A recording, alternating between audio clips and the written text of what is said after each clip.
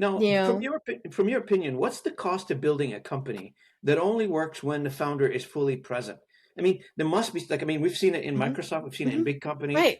where hmm the founder generally hmm is hmm not the right guy to drive it forward. I mean, hmm that right. beside any other hmm illnesses or hmm sickness that's going hmm on or any hmm other issues, right. Right. just at some point the founder must realize I'm not the guy who's going to be able to take hmm I'm the idea right. person.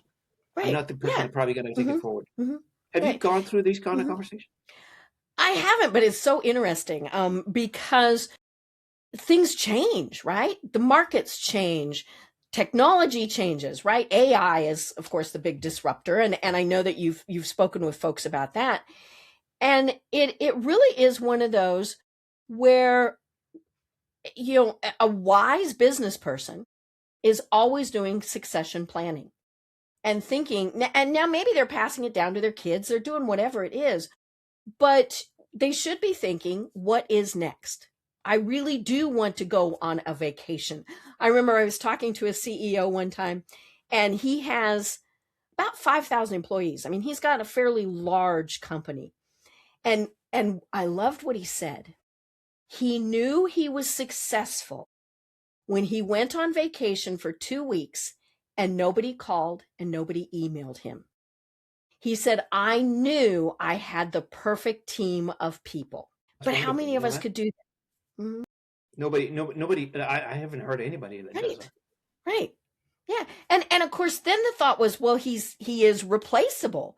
Well, no, because he still is the idea man. He's still and but yeah, what could you go on vacation for a day and not look at emails, not get text messages or phone calls? Many of us can't do that. Tell me a little bit about protecting people from the truth. Mhm.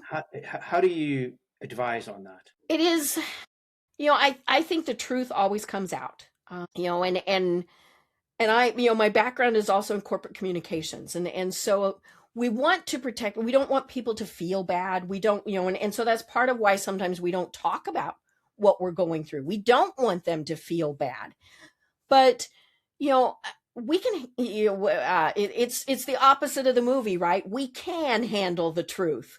Yeah, Yeah, oh my and God, yes.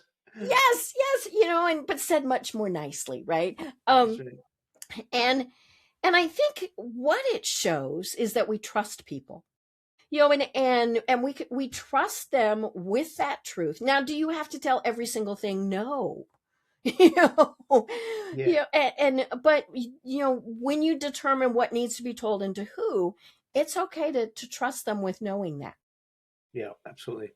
And do you come across a situation where silence does more damage than disclosure? Because people make things up, right? It's like we were saying, if say you have a CEO who starts coming in late every day and he's looking a little rough, right? But he doesn't tell anybody anything.